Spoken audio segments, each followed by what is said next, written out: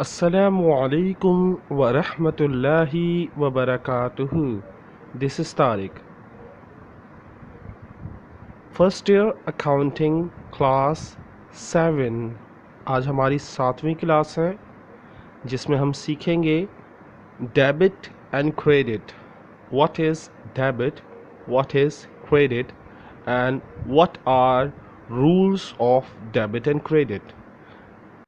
अक्सर लोग इसकी डेफिनेशन बयान करते हैं कि डेबिट मतलब होता है आने वाली चीज़ और क्रेडिट मतलब होता है जाने वाली चीज़, but it is not true. लेकिन ये हकीकत नहीं है। डेबिट और क्रेडिट की कोई मायने नहीं है। ये एक तरह के दो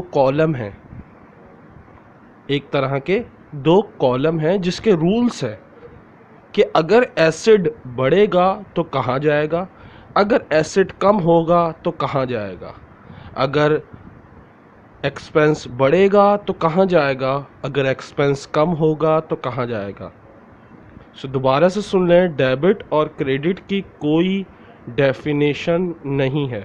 पहले तो ये क्लियर कर लें। दो कॉलम बने हुए, एक को मैंने डेबिट का नाम दिया है, दूसरे को मैंने क्रेडिट का नाम दिया है।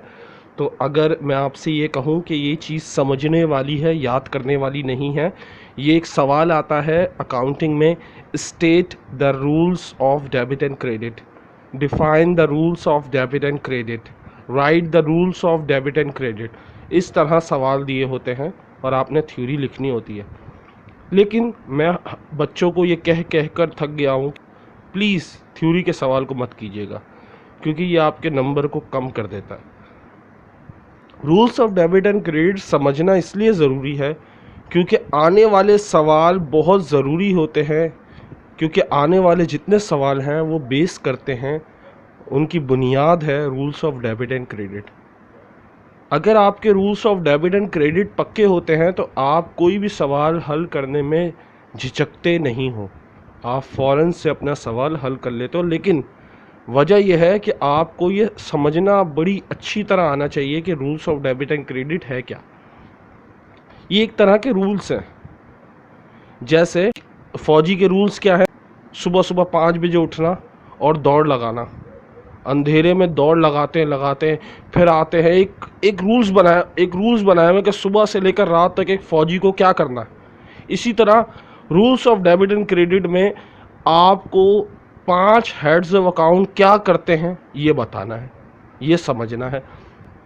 वक्त बर्बाद किए बगैर मैं आपको ये समझाता हूँ। पहले डेबिट वाले कॉलम को पढ़ता हूँ, ज़रा समझिएगा। डेबिट वाले कॉलम को, increase in acids, increase in expenses, decrease in liabilities, decrease in income, decrease in equity।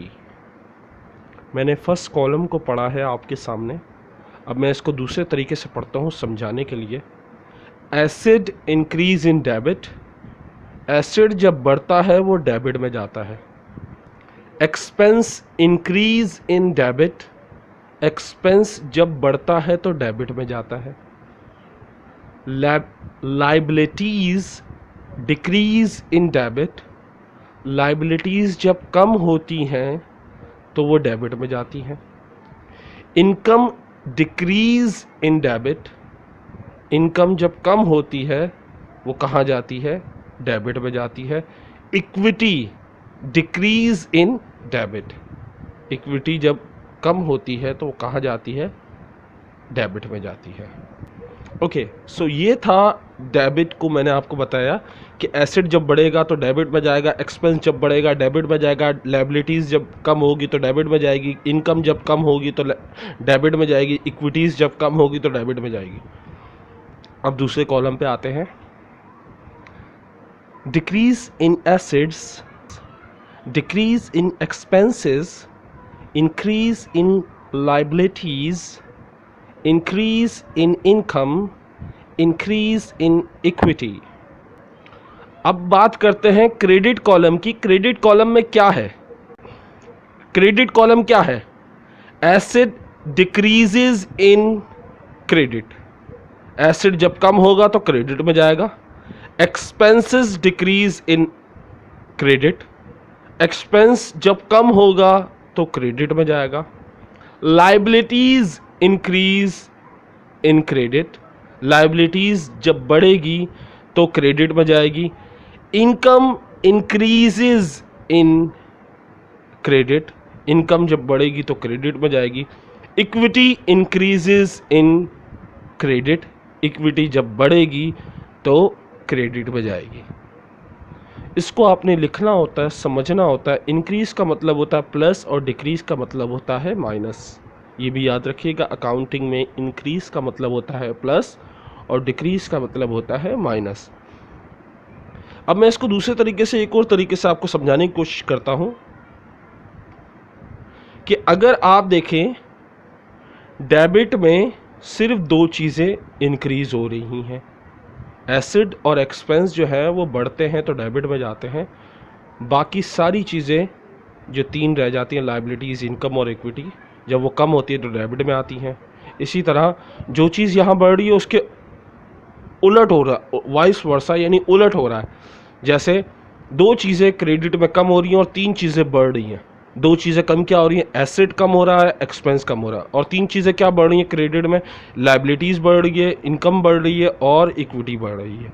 तो इसको आपने बगैर देखे लिखना है, अपनी कॉपी में नोट करना है और इसे याद रखना है। जहाँ जहाँ इंक्रीज़ लिखा है वहाँ प्लस भी डाल दें और जहाँ जहाँ डिक्रीज़ लिखा है वहाँ माइनस भी डाल दें, ताकि हमारे अगले लेक्चर के लिए ये बहुत ज़रूरी है। मैं आपको बताऊँगा क्यों मैंने ऐसा बोला आपको।